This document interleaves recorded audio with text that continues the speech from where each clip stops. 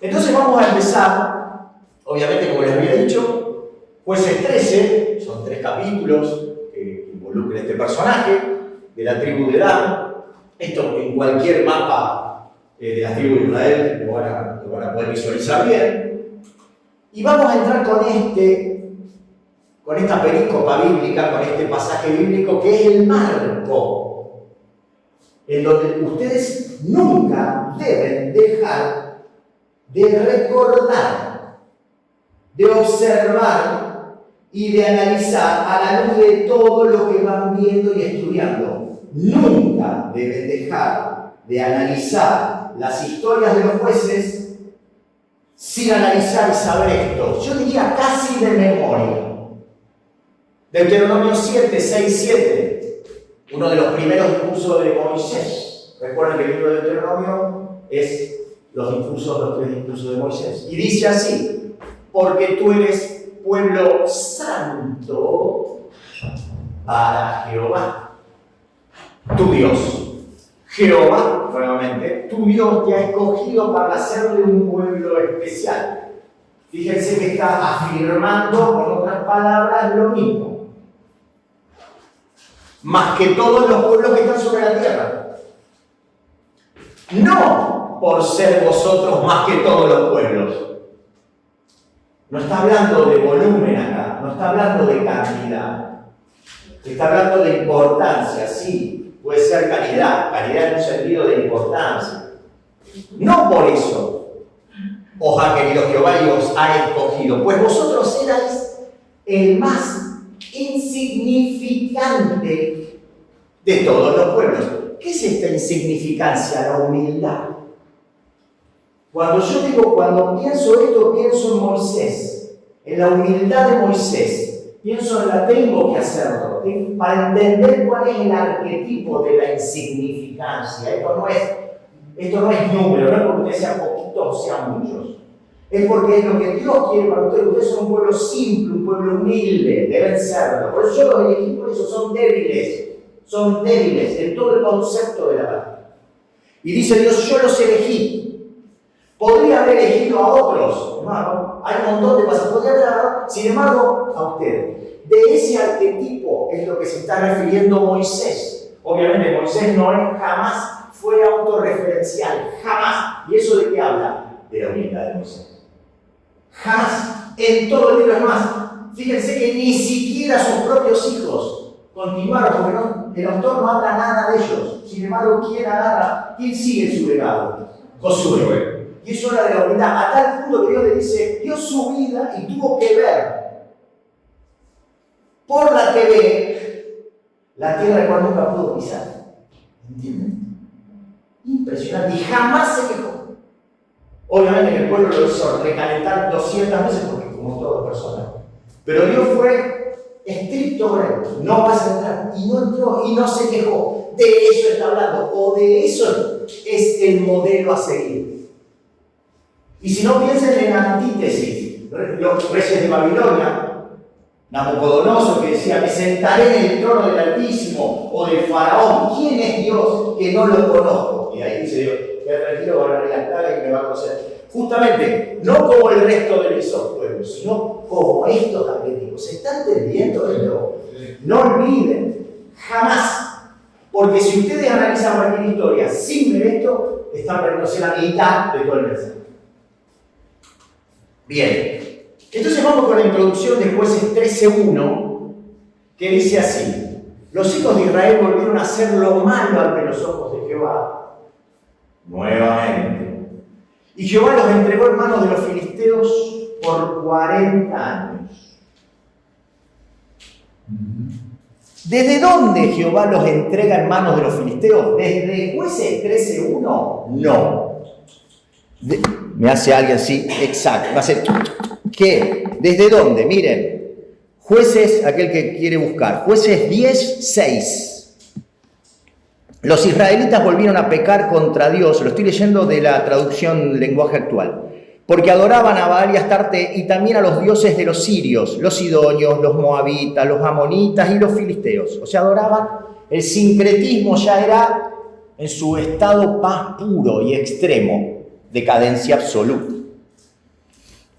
abandonaron a Dios y dejaron de adorarlo. Entonces Dios se enfureció contra los israelitas y dejó que los filisteos, acá aparece por primera vez, y los amonitas los dominaran.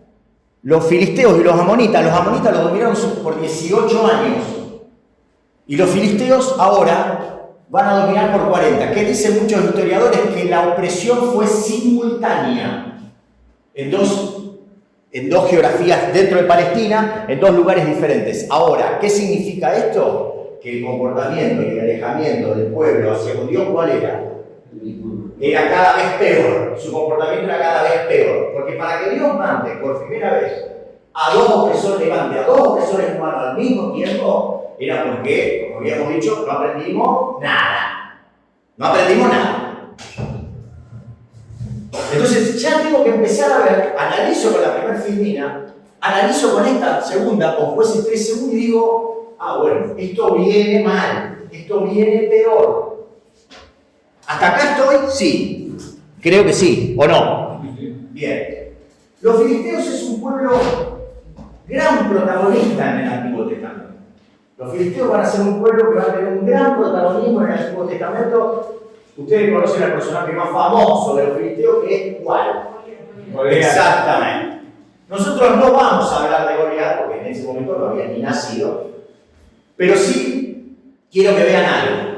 Voy a volver a la introducción y la voy a volver a leer, y yo quiero que analicen esta introducción. Si quieren, la vamos a ver acá, está, en la filmina anterior, que está más grande. Los hijos de Israel volvieron a hacer lo malo ante los ojos de Jehová, y Jehová los entregó en manos de los filisteos por 40 años.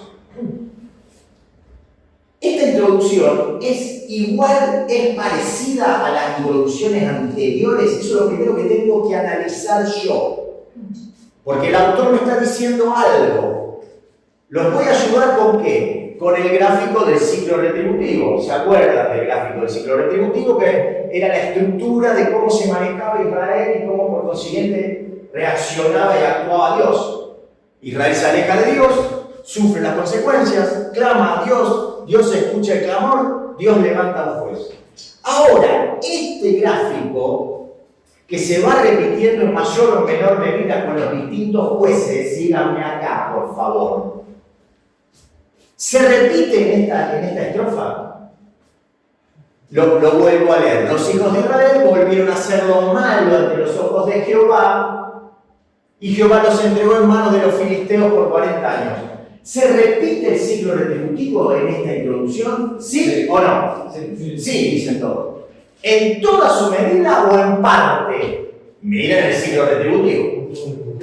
¿Cómo? Punto 1 y punto 2, dice Andrés. O sea, Israel se aleja de Dios, sí, y sufre las consecuencias. ¿Qué faltaría entonces? ¿Falta qué? Bien, falta clamor. El autor bíblico ya que está diciendo que era tal la degradación y la decadencia de esta gente que ya ni siquiera ya ni siquiera clamaban. Ya estaban totalmente sometidos, en este caso a los filisteos. A tal punto que ni siquiera Dios no escucha absolutamente nada porque nadie clame. Nadie clama. Pide a mí y yo te daré ver cosas grandes que tú no imaginas ni conoces. Pídeme. Ahora, si no pedís, nadie clamó, cosa que con los otros jueces, ¿cómo era? Y clamaban a Dios y Dios levantaba un libertador. Acá no pasa nada. Y eso habla de lo adormecida espiritualmente que estaba la gente. De lo adormecida y lo que naturalizó ya todo esto. Porque piensen que había dos opresores humanos al mismo tiempo. Uno duró 18 años, pero estos van a seguir. Esto es el primer detalle, no menor. O sea que ya empieza el 13:1 y ya te está diciendo el autor, vas a entrar a un quilombo. Vas a entrar a comer barro. Eso es lo que te está mostrando acá. Ni siquiera hay clamor. Ya está. Entregado totalmente esta gente. Y fíjense lo que yo les dije en Jueces, la cantidad de dioses ajenos que adoraban y todos a la vez. El sincretismo que había. Por eso una cosa es consecuencia de la otra. ¿Me estoy explicando? ¿Se está entendiendo esto? ¿Sí? Entonces yo empiezo a ver esto y digo, bueno, acá exacto, como decía Andrés, no hay clamor. Por consiguiente, Dios no escucha ningún clamor. Ahora, Dios levanta a un juez. Bueno, eso es lo que nosotros vamos a empezar a ver. Sí, va a levantar un juez, que va a tener un nombre y se va a llamar Sansón. 5. Yo estaba hablando antes de esto de los filisteos. Los filisteos, como yo les decía, la dominación empieza con Sansón y va a terminar ¿cuándo? ¿Quién va a ser el monarca que los va a debilitar en sobremanera? David. David va a hacer que los filisteos estén total y casi, por consiguiente, dominados. Ahora, van a tener etapas. Ahora nosotros las vamos a ver. Pero primero, ¿por qué me tomo el trabajo de hacer una pequeña introducción con los filisteos? Porque es un pueblo protagonista durante casi todo el Antiguo Testamento, porque han pasado cosas icónicas, como el ejemplo de David y Goliat, ¿sí? Y como el ejemplo de los filisteos contra Sansón y Sansón contra los filisteos. Entonces, ¿de dónde vienen estos pueblos? Estos, bueno, como dice acá la femenina, son descendientes de Cam. Recuerdan que Noé tuvo 3 hijos, Sem, Cam y Jafet. De los camitas salen los filisteos. ¿De dónde viene esta gente? Bueno, tenemos que ir a buscar a la Biblia, porque la Biblia dice de dónde vienen, de qué lugar geográfico vienen.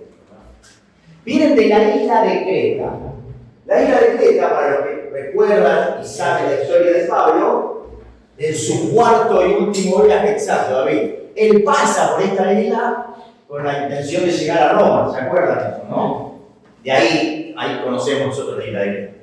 Pero ellos salen de esta isla y por una invasión de los famosos pueblos del mar se trasladan a Palestina, específicamente a Asdod y a Gaza. En ese momento, les cuento rápido un dato, estaba Ramsés III, en su mejor momento del Imperio Egipcio. Los egipcios se los comen en el desayuno, directamente, a tal punto que los toman como soldados mercenarios a los filisteos. Pero los filisteos van a empezar, ellos ya venían con algo de hierro acá, ¿sí? Porque recuerden que eran grandes guerreros, manejaban muy bien el hierro, y acá se hacen muy fuertes. A tal punto que con Ramsés VI dominan a los egipcios ya cuando el imperio egipcio ya era casi nada. Y se instalan acá, en toda la costa, ¿sí? En toda la costa oeste del Mar Grande o el Mar Mediterráneo. Hasta acá, no quiero ir tan lento, no quiero ir tampoco tan rápido, pero quiero hacerlo dinámico. Y se instalan y hacen lo que se llama una pentápolis, que son 5 ciudades. La que nosotros más conocemos hoy, ¿cuál es? Gaza. Y todo lo que eso implica. Corro a un lado, no me meto ahí, sigo. Para que ustedes tengan una idea del poder militar de esta gente, yo voy a empezar en orden. Fíjense Éxodo 13:17, anoten este pasaje. Dice así: ahora bien, cuando el faraón dejó salir al pueblo de Israel, Dios no lo llevó por el camino de la tierra de los filisteos, no lo llevó por la costa del Mediterráneo, no. Aunque era más corto, Dios lo hizo así porque dijo, fíjense la explicación del autor, cuando el pueblo tenga que enfrentarse a la guerra, obviamente porque iban a pasar por su dominio, y esto no es gratis. Está pasando un pueblo que es una multitud por tu tierra, por lo que eso implica, y no va a ser gratis. Como no fue gratis durante los 40 años subsiguientes. ¿Sí? Cuando el pueblo tenga que enfrentarse a la guerra, puede que cambie de opinión y vuelva a Egipto, obviamente. ¿Por qué? Porque Israel, ¿cómo salía? ¿En qué condición? De esclavo. No solamente de esclavo en su mente por 400 años, sino no salía con nada. Con alguna joya que había, sí, que con eso sirve para otras cosas, etcétera, etcétera. No vamos a meter eso ahora porque no tiene nada que ver. Pero no salían armados en absoluto, cosa que este pueblo estaba totalmente armado ya y formado. Técnicamente tenían que ser el pueblo interior, dice que uno de los pueblos con mayor disciplina militar de esa época. Porque lo que habían sacado de Grecia, más lo que sacaron de los egipcios, la verdad que los tipos hicieron 2 combos, aprendieron un montón. Y tenían un ejército totalmente ordenado, donde la línea era absoluta. Eso fíjense el orden y la disciplina que tenían estos tipos. Entonces, ¿qué hace Dios? No los hace ir por el Mediterráneo, los hace bordear todo el Sinaí. O sea, los separa por cuanto la tierra te deja. Fíjense, la curva que hace debajo de todo lo que es la península del Sinaí, bordean toda la península en vez de ir por la costa del Mediterráneo. ¿Y eso para qué? Para que el pueblo no se vuelva totalmente vencido, destrozado y asustado. ¿Me explico hasta acá? Entonces, ¿qué estoy mostrando? Cómo eran los filisteos ya en esa época. Ya en esa época. Sigo. En la época de Saúl, que les cuento, es donde mayor dominación tuvieron los filisteos. Porque acuérdense, ¿qué nace ahí? ¿Qué historia icónica nace en la época de Saúl? El enfrentamiento de quién contra quién. ¿De Saúl? ¿De quién? De Goliat contra David. ¿Sí? Ya se habían quemado todos los papeles. Entonces los filisteos, de ahí dice, en 1 Samuel 13:5, los filisteos se juntaron para pelear contra Israel 30.000 carros. 30.000 carros.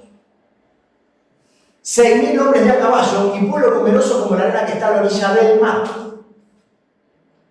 Cuando Salomón, en 1 Reyes 10:26, llegó a tener 1.400 carros.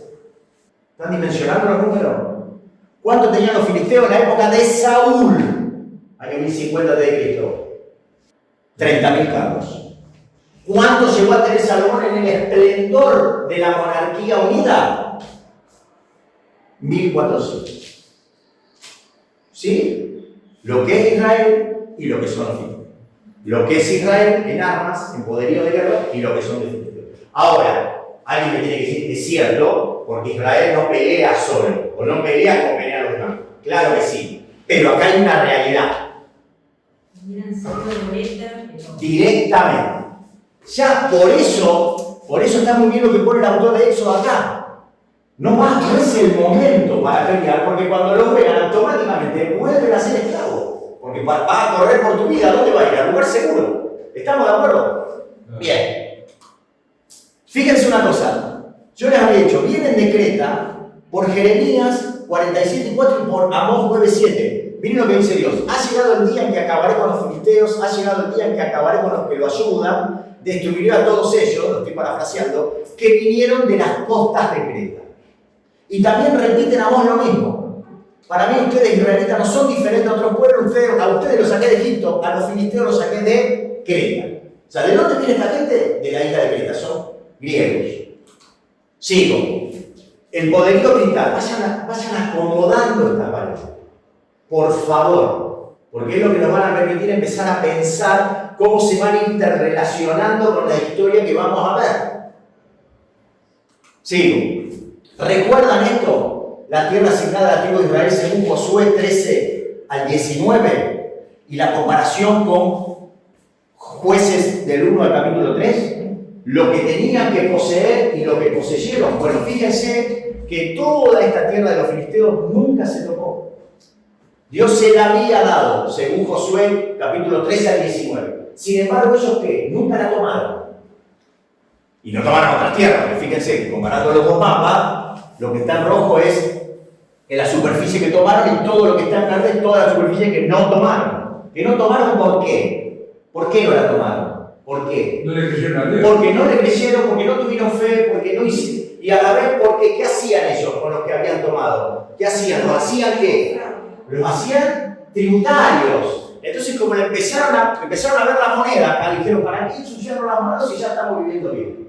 Sin embargo, estos pueblos no se quedan quietos. Ellos también crecen, ellos también evolucionan. Si ellos hubiesen hecho caso, como hizo Josué, seguramente lo que pasó en Jueces no hubiese pasado absolutamente nada o no con la intensidad que nosotros estamos estudiando. Me estoy explicando con esto, ¿no?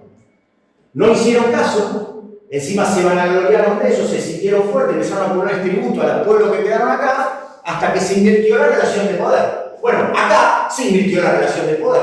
Los filisteos, que si bien en ese momento, en la época de Josué, estaban en un pueblo más, al no hacer lo que Dios les pide, empezaron a crecer. A tal punto empezaron a crecer, como yo les había dicho, que en la época, en el año 1080 a.C., los filisteos, miren, habían ocupado casi toda la franja de Palestina. Cuando vos no haces lo que tenés que hacer, cuando vos no haces caso como Dios te dice las cosas, las consecuencias se ven y te afectan. Yo dije, ¿recuerdan los Javín de la vida? Bueno, estos son los filisteos de la vida. No hiciste lo que tenías que hacer, esta gente no se va a quedar quieta. A tal punto que hoy te están dominando. Y los entregó en manos de los filisteos. Jueces 13:1. Ahora, ¿qué es lo interesante de esto? No solamente que los entregó, sino que hay una parte en la introducción acá. Los entregó por 40 años. La pregunta que se tienen que hacer ustedes, estudiantes de la Biblia, es: ¿hubo otra opresión de esta misma cantidad? ¿Sí o no? Si es sí, ¿cuál? Sí, dice Verónica. Sí, pero no me acuerdo. ¿Hay otra opresión? Sí, pero no me acuerdo. Bien. Pero te iba a decir, 40 años aparece varias veces. Es un número que Me encantó lo que dijiste. 40 años aparece varias veces. Claro, si estudiante tendría que saber. No es lo mismo 40 años de paz que 40 años de opresión. No es lo mismo. Ahora, yo voy a seguir lo que vos dijiste. Verónica dice, miren, sí, de 40 años, ¿qué era 40 años? ¿Qué representaba? Una generación. Y está ese número, es verdad. Ahora, nunca está por opresor humano, siempre está por el libertador humano. Síganme acá. Los 40 años, como los 80 años, es más, aparece un 80, con Ahod, ¿se acuerdan? El inválido de la mano derecha. Bien, aparece una liberación de 80 años, 2 generaciones.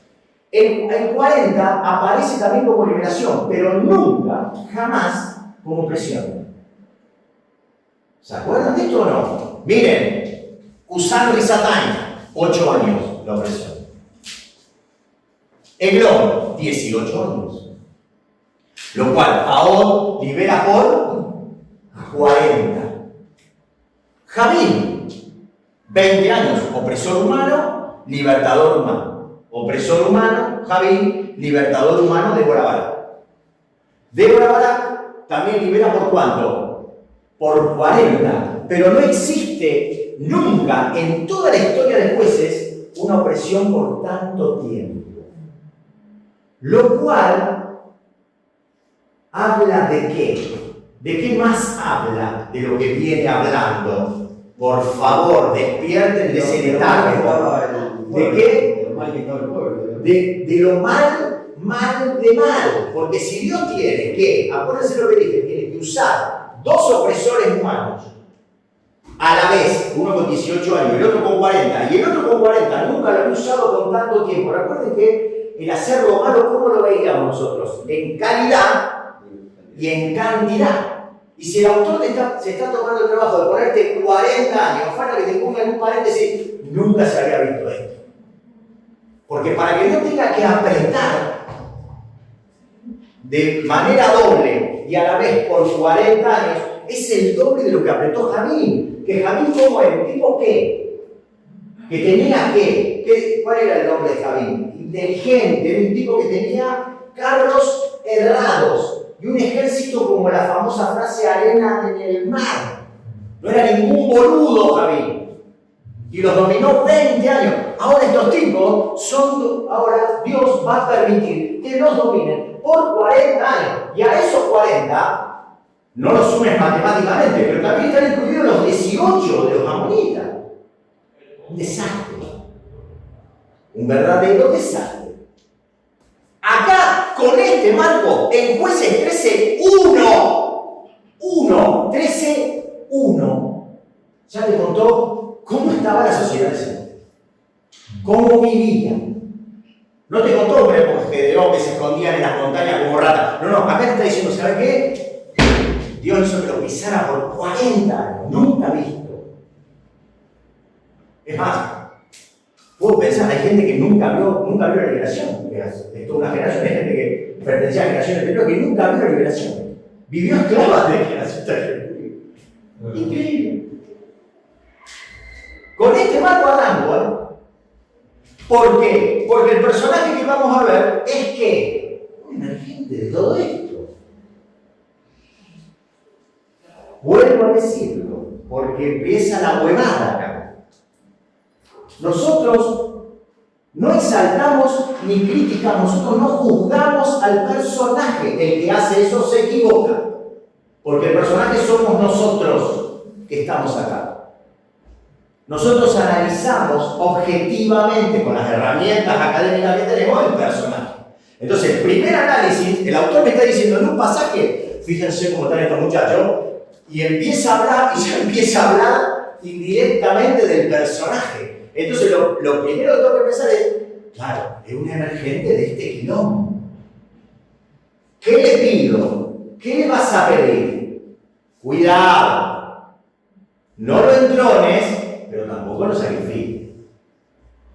Seamos inteligentes, entendamos cuál es el contexto y que cualquier líder es un emergente del mismo, no viene de otro planeta, me canso de decirlo. En todas las sociedades pasa lo mismo. Hoy también. Vuelvo. Y empiezo a meterme ya desde el capítulo 2. ¿Leyeron el capítulo 13, no? Sí. Bien. ¿Lo leyeron profundamente? Sí. Sí, bien. Y había un hombre en Sorá, de la tribu de Dan, Jueces 13, versículo 2, el cual se llamaba Manoah. Manoah significa lugar de descanso, aunque las palabras, lugar de descanso. Y me quedo acá. Lo primero que me está diciendo esta oración es que este hombre es un ser normal, clase media, tranquila, no tiene linaje, no es Otoniel, hermano menor de Kenaz, Cuando pone, la única referencia es de qué tribu es. Es como que me dijera, Daniel de la provincia de Santa Fe. Ahí. O Daniel argentino. Pero, vale, ya está. Entonces, ya el autor está hablando que es una familia sencilla. No hay linaje. ¿Estamos de acuerdo con esto? Esto también es importante, si lo remarco. Y su mujer era estéril. Descripción. Describe a la mujer estéril. Obviamente nunca había tenido hijos. Era estéril y lo vuelve a repetir. Era estéril y nunca había tenido hijos. Entonces yo lo que tengo que empezar a pensar acá es hacer historia comparada. Ese es el momento en donde mi cabeza tiene que empezar a hacer historia comparada. Lo primero lo hice yo. Había un hombre en Sora de la tribu de Dan que se llamaba Manoah y dije, no tiene linaje. ¿Cómo quieres historia comparada? ¿Con quién comparé? Con Otoniel. ¿Sí? Directo. Fácil. Puedo seguir con otros personajes, pero para entender el claroscuro. ¿Me estoy explicando? Me miran así, no me gusta. ¿Sí? No tiene linaje. Ahora, su esposa era estéril. Lo primero que tengo que pensar acá es, ¿estaba muy preocupado por su esposa estéril, según el relato? No. El autor dice algo. No dice. Estaban clamando porque su esposa era estéril y querían tener hijos.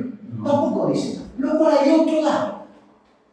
Ahora, su mujer era estéril. ¿Cómo quién? Historia comparada. Pero no. Como Sara. Muy bien. Y otro. Como Rebeca. Como Ana. ¿Y qué? Y empiecen a comparar. Yo lo comparé recién con Otoniel, Manoah. Ana pedía. Ana pedía, claro que pedía, hasta el punto que, ¿qué pasó? Hizo una promesa. Sí. Y digo, sí, o sea, su vida, hasta el punto que ni con una cuenta, borracho. Le dice, no, yo no tengo problema. ¿Pedía esta mujer? No. ¿Pedía a su marido?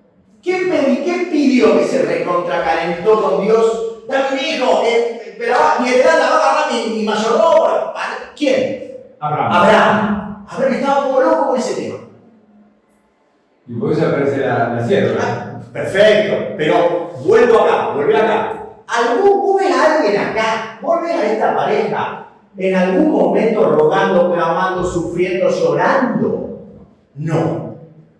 ¿Significa algo? Significa. Otro dato. Claro, como Sara, como Rebeca, muy bien. Por eso no quería poner esta familia, pero si alguno no se acordaba, ¿sí? Como Raquel, la mamá de José, como Samuel, porque de Ana, muy bien, ¿sí? O en el Nuevo Testamento tengo un ejemplo. ¿Quién era la mamá de Elizabeth? Muy bien. ¿Cuál es? Ah, cierto. Bueno, exactamente. Ahora, ¿qué sugieren estos paralelismos que no sugieren? Un montón de cosas sugieren. Sugieren un montón de cosas. El lector no profundo dice, si es como Sara, ¿sí? Si esta mujer, que acá hay otro dato, ¿quién es esta mujer? ¿Quién es esta mujer? No tiene nombre. Esta mujer, sin nombre. Lo cual, si yo comparo Sara, Rebeca, Raquel, Ana, Sara, Rebeca, Raquel, Ana, nombre, y todo con un significado particular. Sin embargo, esta mujer es esta mujer. Y su mujer. Otro dato. En un pasaje bíblico. Cuidado con el recorrido. Porque es el peor error que pueden hacer. Ya acá me tengo que enterar. Es decir, ella no tenía nombre. Ahora, dicho esto, me habla de lo que eran estas mujeres, Sara, Rebeca, Raquel, Ana, me habla de lo que fue esta mujer, y yo por transitividad, por comparatividad, puedo decir, bueno, lo que fueron sus hijos que fueron, grandes qué, grandes hombres de qué, sí, hombres de qué, grandes hombres de Dios, ¿sí? Que tenían un propósito. Puedo prejuzgar, para bien o para mal, acá se viene el personaje. Lo mismo, la madre angustiada, la madre que pide o no, o el padre, o el futuro padre que pide, que clama a Dios para tener descendencia. No juzgo, analizo.